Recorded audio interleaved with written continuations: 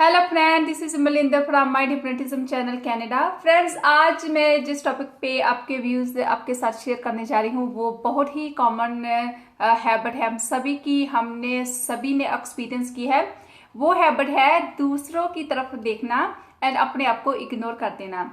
बचपन से जो हमारी कंडीशनिंग ही ऐसी हुई थी, जब हम छोटे थे तो हम दूसरों की बड़ों की तरफ देखते थे। हम सोचते थे हम इतने बड़े कब होंगे कि हमें आगे खेलने भी जाना है तो अपने पेरेंट्स से नहीं पूछना पड़ेगा।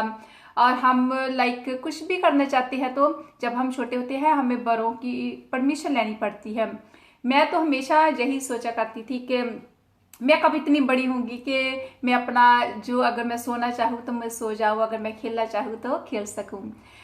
फिर जब हम स्कूल जाने लगे तो आपने भी ऑब्जर्व किया होगा, हम सभी की सेम स्टोरी है। हम अपने टीचर्स के से बहुत इम्प्रेस होते थे। हम उनकी तरफ देखते थे, वो कैसे लगते हैं, वो कैसे चलते हैं, वो कैसे बोलते हैं, और हम उनका साथ समटाइम्स बनने की कोशिश करते थे। फ्रेंड्स, मैं जब पढ़ती थी तो मुझे वो टीचर जो जिनका इन्फ्लुएंस बहुत होता था दूसरों पे, जब बच्चों पे, मुझे वो बहुत इम्प्रेसिव लगते थे। और मैं चाहती थी कि जब मैं टीचर बनूंगी तो मैं भी ऐसे ही होंगी, ऐसे ही बच्चों को डांटूंगी और बच्चे मुझसे डर जाएंगे। तो मैंने वो कंडीशनिंग अपने माइंड में डाल ली। और जब मैं पढ़ाने लगी, कॉलेज में पढ़ाती थी मैं इंडिया में, तो मैं अपने जो स्टूडेंट्स को डांटना शुरू कर देती थी।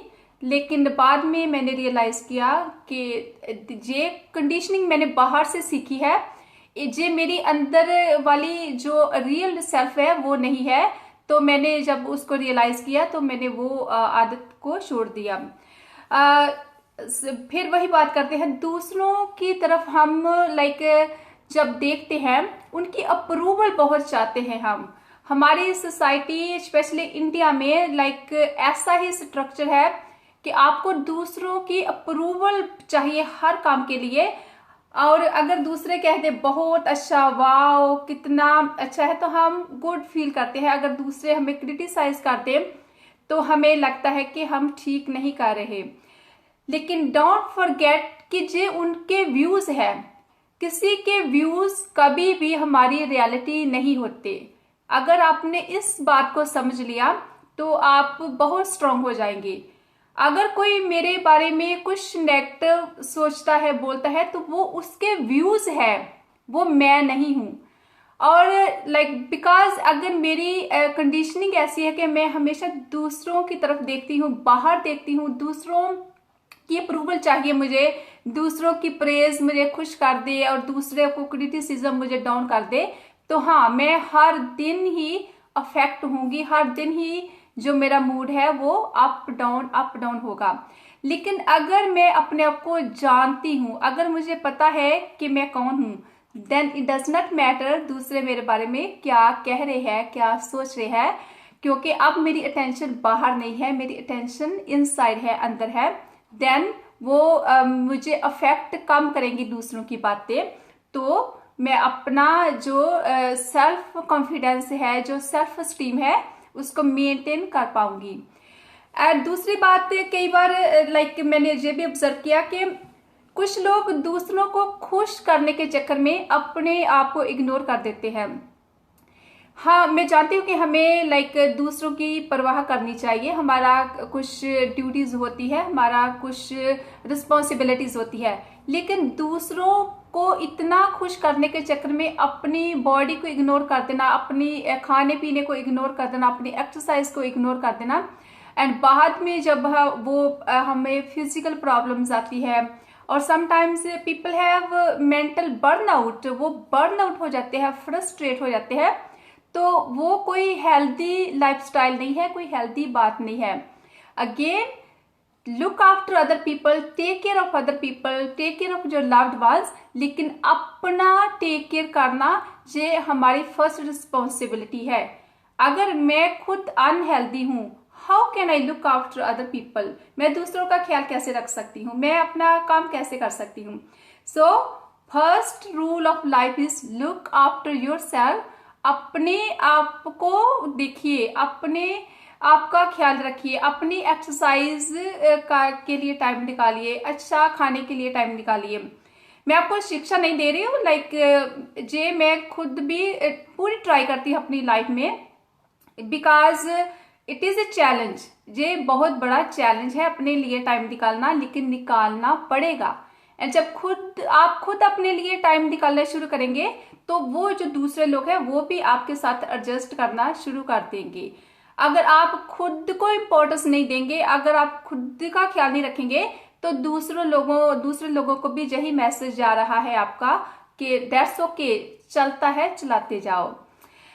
एंड दूसरी बात जो है मेंटल अपनी हेल्थ की है, वो भी हम दूसरों पे बहुत ज्यादा डिपेंड करते हैं, दूसरों की तरफ देखते हैं।